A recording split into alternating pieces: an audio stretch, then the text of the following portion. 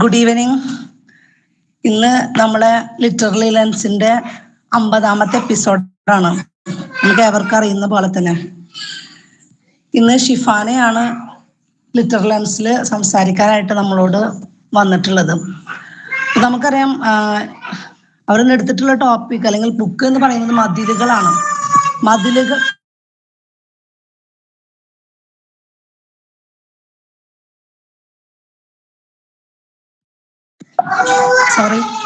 മതിലുകൾ എന്ന് പറയുന്നത് നമുക്കറിയാം വൈക്കം മുഹമ്മദ് ബഷീറിന്റെ വളരെ ക്ലാസിക്കൽ നോവലാണ്. നമ്മളേവരും അതിനോട് അനുബന്ധിച്ചിട്ടുള്ള സിനിമ ഇതിൽ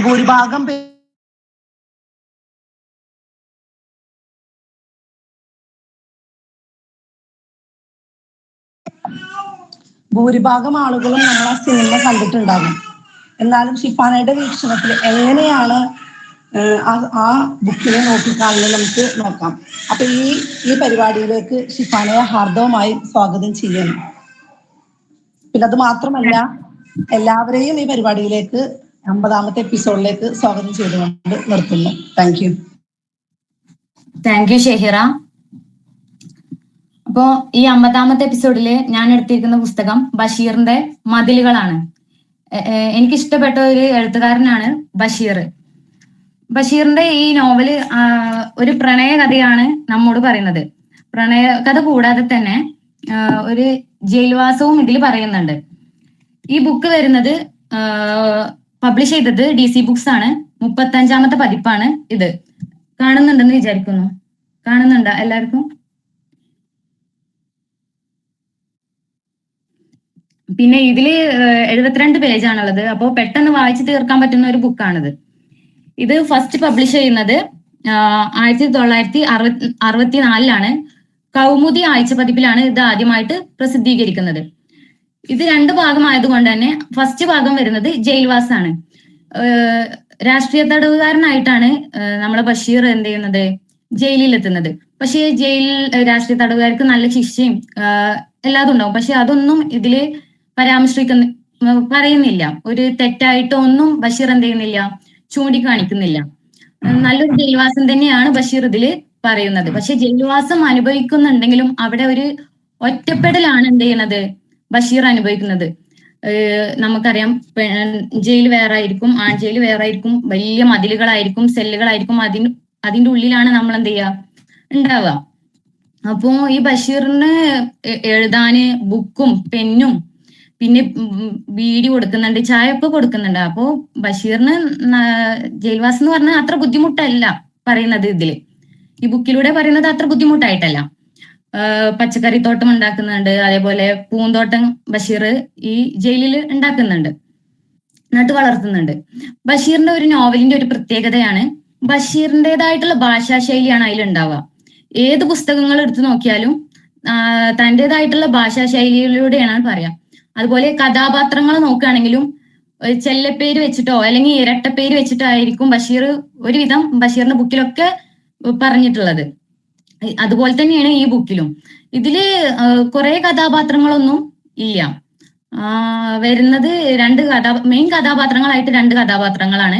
പിന്നെ പോലീസുകാരും മറ്റു തടവുകാരൊക്കെ ഇതില് പ്രതിപാദിക്കുന്നുണ്ട്. അങ്ങനെ ഈ ജയിൽവാസം അനുഭവിക്കുന്നതിലൂടെ കുറെ കാര്യങ്ങൾ ഈ ബുക്കിന്റെ പകുതി ഭാഗത്തോളം അത് പറയുന്നുണ്ട്. പിന്നെ ഇയാൾക്ക് സംസാരിക്കാൻ ആരുമില്ല, എന്നിട്ട് പ്രകൃതിയോട്, അണ്ണാനോട്, കിളികളോട്, മരങ്ങളോടൊക്കെ ബഷീർ സംസാരിക്കുന്നതായിട്ടൊക്കെ ഇതിൽ പറയുന്നുണ്ട്. അപ്പൊ പ്രകൃതിയോട് ഇണങ്ങിയിട്ടുമാണ് ഈ ഒരു ബുക്ക് പറഞ്ഞിട്ടുള്ളത്. അങ്ങനെ ഈ ബഷീർ പച്ചക്കറി നനക്കുന്നതിന്റെ ഇടയിൽ ഒരു മതിലിനരികിലൂടെ ഇങ്ങനെ നടന്നു പോകണം. അപ്പൊ ഈ ചൂളം അടിച്ചിട്ടാണ് നടന്നു പോണത്. അപ്പോ ഇപ്പുറത്ത് പെൺജയിലാണ്, വലിയ മതിലാണ്. അതിന്റെ ഒരു ഇരുവശം, ഇപ്പുറത്തെ വശം പെൺജയിലാണ്. അപ്പൊ ഈ പെൺജയിലിന് ഈ ബഷീർ ചൂളം അടിച്ചപ്പോ അപ്പുറത്തുനിന്ന് ചോദിക്കാണ്, ആരാ അവിടെ ചൂളം അടിക്കുന്നത്? അപ്പൊ തന്നെ ബഷീറിന് എന്ത് ചെയ്യാണ്, ഒരു സന്തോഷം വരികയാണ്. ഒരു പെൺ ശബ്ദമാണ് അവിടെ കേട്ടത്, പെണ്ണിന്റെ മണമാണ്, ഒരു സ്ത്രീയുടെ ഗന്ധമാണ് എന്നൊക്കെ പറഞ്ഞിട്ടാണ് അവിടെ ബഷീർ അതിനെ വിശദീകരിക്കുന്നത്. അപ്പൊ ഈ പെണ്ണിന്റെ സൗണ്ടിനെ ബഷീർ സ്വർഗീയ നാദം എന്ന് വരെ എന്ത് ചെയ്യുന്നുണ്ട്, വിശേഷിപ്പിക്കുന്നുണ്ട്. പിന്നെ ബഷീറിന് എന്തെന്നില്ലാത്ത ഒരു ആവേശം വരികയാണ്. അങ്ങനെ ഇവര് തമ്മിൽ സംസാരിക്കുകയാണ്. അപ്പുറത്തുള്ള സ്ത്രീ കഥാപാത്രത്തെ നമുക്ക് കാണാനോ ഒന്നും ഇതിൽ പറയുന്നില്ല. കാണുകയോ, വെറും ശബ്ദം കൊണ്ട് മാത്രമാണ് അവിടെ എന്ത് ചെയ്യുന്നത്, പ്രണയം തുടങ്ങുന്നത്. അങ്ങനെ ഇവര് സംസാരിച്ചു തുടങ്ങും. അപ്പുറത്തുള്ള സ്ത്രീ കഥാപാത്രത്തിന്റെ പേര് നാരായണി എന്നാണ്. 22 വയസ്സുള്ള നാരായണി. ഈ നാരായണി ജയിലിൽ വരുന്നത് ഭർത്താവിനെ കൊന്ന കേസിലാണ്. അങ്ങനെ ബഷീർ എന്നാ വന്നത് എന്നൊക്കെ ഇങ്ങനെ ഇവര് തമ്മിൽ ചോദിച്ചറിയുന്നുണ്ട്. അപ്പൊ ബഷീർ പറയുന്നുണ്ട്, നീ വന്ന അതേ ദിവസം തന്നെയാണ് ഞാനും ഈ ജയിലിൽ വന്നിട്ടുള്ളത്. നാരായണി പറയും, എനിക്ക് 14 വർഷമാണ് തടവ്. അങ്ങനെ ഇവര് തമ്മിൽ എന്ത് ചെയ്യുന്നുണ്ട്, വിശേഷങ്ങൾ അങ്ങോട്ടും ഇങ്ങോട്ടും കൈമാറുകയാണ്. അങ്ങനെ ഇവരൊരു സൂചകം കൊടുക്കാണ്, ഞാൻ വരുന്ന ദിവസം. അപ്പൊ ബഷീർ വരികയാണെങ്കിൽ, മതിലിന്റെ അരികിൽ വരികയാണെങ്കിൽ ഒരു ചുള്ളിക്കമ്പെടുത്ത് മേലേക്ക് എറിയണമെന്ന് പറയാണ്. നാരായണിയോടും അത് ചെയ്യാൻ പറയുന്നുണ്ട്. അങ്ങനെ ഇരുവരും നോക്കി നിൽക്കുകയാണ്, വരുന്നുണ്ടോ ഇല്ല എന്നുള്ളത് നോക്കി നിൽക്കുമ്പോ ഈ കമ്പ് എറിയുമ്പോ എന്ത് ചെയ്യും, ഈ മതിലിന്റെ അടുത്ത് എന്ത് ചെയ്യും, പോയി നിൽക്കും. അങ്ങനെ ഇവര് തമ്മിൽ നല്ല സംസാരിക്കും. അങ്ങനെ ഇവര് പ്രണയത്തിലാവുകയാണ്. പ്രണയഭാഗം ഈ ബുക്കിൽ അത്ര മനോഹരമായാണ് എന്ത് ചെയ്യുന്നത്, ബഷീർ ഇതിൽ വിശദീകരിച്ചിട്ടുള്ളത്. അങ്ങനെ ഇവര് പ്രണയം കൈമാറുന്നതിലൂടെ സാധനങ്ങളും കൈമാറുന്നുണ്ട്. നമുക്ക് ജയിലിൽ കിട്ടാത്ത ഇങ്ങനെ കിട്ടും സാധനങ്ങൾ, ബജറ വറുത്ത് പൊടിച്ചത്, ഉപ്പിലിട്ടത്, അതൊക്കെ എന്ത് ചെയ്യാണ്, കൈമാറുന്നുണ്ട്. അപ്പൊ ഇവര് ഈ കൈമാറുന്നതിലൂടെ നാരായണി ഇതിന്റെ ഇടയിൽ ഒരു ഇത് പറയുന്നുണ്ട്, റോസാപ്പൂവിന്റെ മണം ഉണ്ടല്ലോ അവിടെന്ന്. അപ്പോ ബഷീർ നട്ടുപിടിപ്പിച്ച പൂന്തോട്ടത്തിൽ റോസാ ചെടികളുണ്ട്. ഈ റോസാ ചെടികളിൽ നിന്ന് എന്ത് ചെയ്യും, ബഷീർ ഒരു പൂവാണ് ചോദിച്ചത്, ആര്, നാരായണി. പക്ഷെ ബഷീർ കൊടുക്കുന്നത് തന്നെ ഒരു പൂക്കാലമാണ്. ബഷീർ ഒന്നാകെ കുറെ പൂക്കൾ അടങ്ങിയ ഒരു ചെടി തന്നെയാണ് എന്ത് ചെയ്യുന്നത്, നാരായണിക്ക് മതിലിനിപ്പുറത്ത് കൂടി എറിഞ്ഞു കൊടുക്കുന്നത്. അപ്പൊ എനിക്ക് ഈ നോവൽ വായിച്ചപ്പോ, ഈ പ്രണയഭാഗം വായിച്ചപ്പോ എനിക്ക് കുറെ പാട്ടുകളാണ് ഓർമ്മ വന്നത്. അപ്പൊ ഈ ഒരു ഭാഗം വായിച്ചപ്പോ എനിക്ക് ഓർമ്മ വന്ന ഒരു പാട്ടാണ്, ഒരു പൂ മാത്രം ചോദിച്ചു ഒരു പൂക്കാലം നീ തന്നു. ആ ഒരു പാട്ട് എനിക്ക് ഈ ഒരു ഭാഗം വായിച്ചപ്പോ എനിക്ക് മനോഹരമായിട്ട് തോന്നി. അത്ര മനോഹരമായിട്ടാണ് ഈ പ്രണയ കഥകള് ഇവര് പറയുന്നത്. ഇവരെ സംഭാഷണങ്ങളാണെങ്കിലും നമുക്ക് അങ്ങനെ ഒരു തോന്നും. പിന്നെ എന്താണ് പറയുന്നത്, ഇവര് അഗാധമായ പ്രണയത്തിലായിട്ട് കണ്ടുമുട്ടാം എന്നുള്ള തീരുമാനത്തിലൊക്കെ എത്തിപ്പെടുന്നുണ്ട്. ഇവര് ഓരോ സൂചകങ്ങൾ കൊടുത്തിട്ടും, അതേപോലെ ഈ ആൺജയിലും പെൺജയിലുമാണ്. അപ്പുറത്തുപ്പുറത്തും നടക്കുന്ന കാര്യങ്ങളൊന്നും ഇരുവരും അറിയുന്നില്ല. പക്ഷെ റോസാ ചെടിയുള്ള കാര്യം നാരായണി അറിയാണ്. അപ്പൊ നാരായണിനോട് ബഷീർ ചോദിക്കുന്നുണ്ട്, നീ എങ്ങനെയാണ് ഇവിടെ റോസാ ചെടിയുള്ള കാര്യം അറിയുന്നത്? ഇവിടെ ഈ ജയിലിനകത്ത് എല്ലാവർക്കും അറിയാന്ന് പറയാണ്. പക്ഷെ ബഷീർ പറയുന്നുണ്ട്, ഞാൻ മാത്രം ഒന്നും അറിയുന്നില്ലല്ലോ. ഒരു പെണ്ണ് ഇപ്പുറത്തുള്ള കാര്യം പോലും ബഷീർ അറിഞ്ഞിട്ടില്ല. ബഷീർ ആ ചൂളം വിളിച്ചപ്പോഴാണ് ആ ഒരു നാരായണി എന്ന് പറഞ്ഞ സ്ത്രീ അപ്പുറത്തുള്ളത് അറിയണത്. ഇവിടെ ഇവര് തമ്മിൽ പ്രണയത്തിലാകുന്നത് നോക്കുക, കാണുന്നില്ല, ഒരു മതിലിനപ്പുറാണ്. നമ്മൾ പറയും പ്രണയത്തിന് കണ്ണും മൂക്കും ഇല്ലാന്ന്. അതുപോലെയാണ് ഇവര് പ്രണയിച്ചു തുടങ്ങുന്നത്. 22 വയസ്സുള്ള നാരായണിക്ക്, ബഷീറിന് കുറച്ച് കൂടുതൽ വയസ്സുണ്ട് ഇതില് പരാമർശിക്കുന്നുണ്ട്. അങ്ങനെ ഇവര് പ്രണയിച്ചു തുടങ്ങിയിട്ട് ഇവര് പറയുന്നുണ്ട് കണ്ടുമുട്ടാന്ന്. അങ്ങനെ കണ്ടുമുട്ടാന്ന് പറയുമ്പോൾ ഇവര് സൂചകങ്ങൾ കൊടുക്കുകയാണ്. അപ്പൊ നമ്മളാണെങ്കിൽ ഇപ്പോ വാട്സപ്പിൽ പ്രണയിക്കുന്നവർക്കാണെങ്കിൽ അറിയുന്നുണ്ടാവും, എന്തെങ്കിലും ഇമോജി അല്ലെങ്കിൽ എന്തെങ്കിലും സൈൻ കൊടുത്തിട്ടാവും അങ്ങോട്ടും ഇങ്ങോട്ടും ആദ്യം കോൾ എടുക്കുക. അതുപോലെ തന്നെയാണ് ഇവിടെ എന്ത് ചെയ്യണത്, നാരായണി പറയുന്നത്, ഞാന് വരും, എന്റെ വലത് കവിളിൽ ഒരു മറുകുണ്ട് എന്ന് പറയും. ഈ ജയിലില് സ്ത്രീകളൊക്കെ ആശുപത്രിയിലേക്ക് കാണിക്കാൻ കൊണ്ടുപോകും. അപ്പൊ ആ ആശുപത്രിയിൽ വെച്ച് കണ്ടുമുട്ടാം എന്നാണ് ബഷീറും നാരായണിയും എന്ത് ചെയ്യണത്, തീരുമാനിക്കുന്നത്. അങ്ങനെ ബഷീർ പറയും, ഞാൻ കുറച്ച് കഷണ്ടിയാണ്, എന്റെ കയ്യിൽ എന്തുണ്ടാവും, റോസാ ചെടി ഉണ്ടാവും. അങ്ങനെ ബഷീറും നാരായണിയും സ്വപ്നം കണ്ടു കിടക്കുകയാണ്, ഇരുവരും കണ്ടുമുട്ടാം എന്നുള്ളതൊക്കെ. പിന്നെ പറയുന്നത്,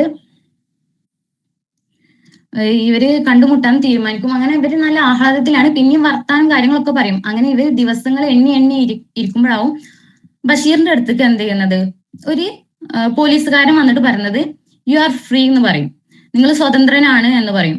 അപ്പൊ ബഷീർ ചോദിക്കും, എനിക്ക് സ്വതന്ത്രമോ, എന്ത് സ്വതന്ത്ര ലോകം, എനിക്ക് സ്വതന്ത്രനാവണ്ട എന്നൊക്കെയാണ് ബഷീർ പറയുന്നത്. കാരണം അത്രയും പ്രണയം ആഘാതമായി എന്ത് ചെയ്യാണ് ഇവിടെ ഈ നാരായണി എന്ന് പറയുന്ന സ്ത്രീ ശബ്ദത്തെയാണ് അല്ലെ, ഒരു ശബ്ദത്തിലൂടെയാണ് അവിടെ എന്ത് ചെയ്യുന്നത്, ഒരു സ്ത്രീയെ പ്രണയിച്ചു പോകുന്നത്. അങ്ങനെ എന്ത് ചെയ്യാണ്, ഒരു വിഷമം വരികയാണ്, ഒരു നഷ്ടം തോന്നാണ്.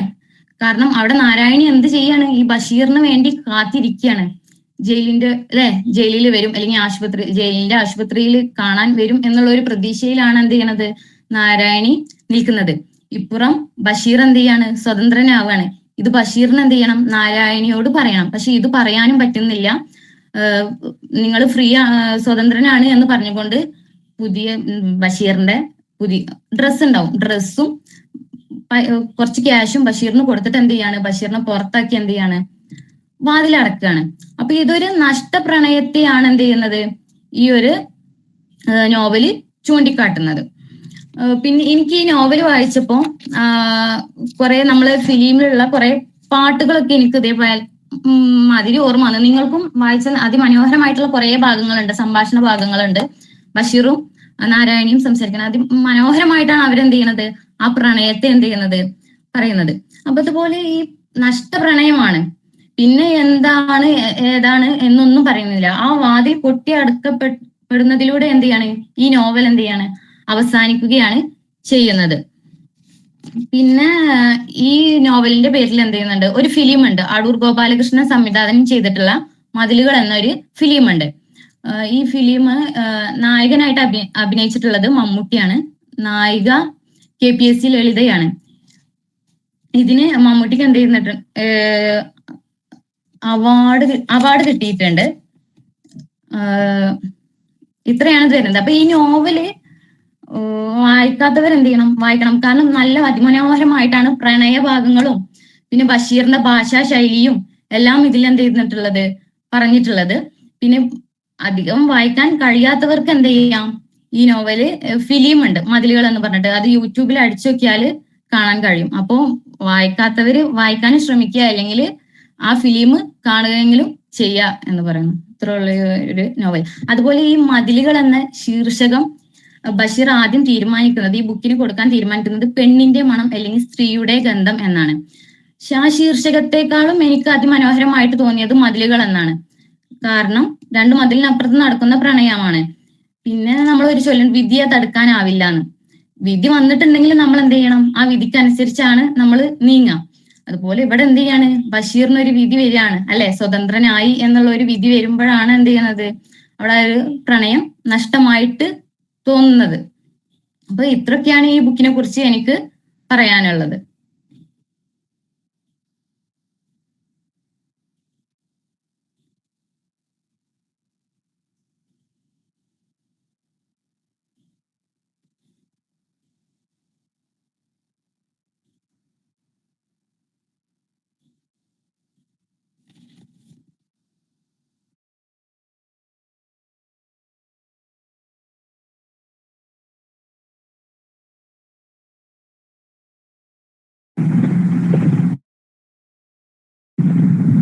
ഷിഫാന പ്രസംഗം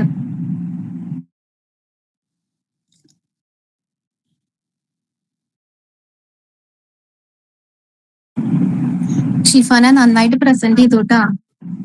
താങ്ക് യു.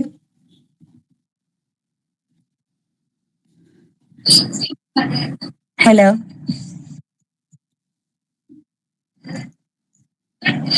ഷിഫാന. വളരെ നല്ല ഒരു പ്രസന്റേഷൻ ആയിരുന്നു അത്. മതിലുകള് കേട്ടിട്ടുണ്ടെങ്കിലും അതിലത്തെ ഇങ്ങനത്തെ ഈ പ്രണയത്തിന്റെ ഈ ഇങ്ങനെ കൈമാറുന്ന ഇതും ഒക്കെ ആ സിനിമയുടെ ഇതിലാണ് കേട്ടിട്ടുള്ളത്. അത് ആ ബുക്ക് വായിച്ചറിയണം എന്ന് ശരിക്ക് ഇത് കേട്ടപ്പോ തോന്നി, വായിക്കണം എന്നുള്ളതൊരു ആഗ്രഹം തോന്നി. എന്തായാലും വളരെ നല്ലൊരു പ്രസന്റേഷൻ ആയിരുന്നു. ഷിഫാന. ഹലോ ഹലോ, കേൾക്കുന്നുണ്ട്. വളരെ നല്ല പ്രസന്റേഷൻ ആയിരുന്നു. അത് തുടക്കം തൊട്ട് അവസാനം വരെയും വളരെ പ്ലസന്റ് ആയി അത് ഉൾക്കൊണ്ട് അത് ഓരോ വരി പറയുമ്പോഴും നമുക്ക് ആ സീൻ കാണാൻ പറ്റുന്ന രീതിയിലായിരുന്നു പറഞ്ഞുകൊണ്ടിരുന്നത്. അത് വളരെ നല്ല ഒരു പ്രസന്റേഷൻ ആയിരുന്നു.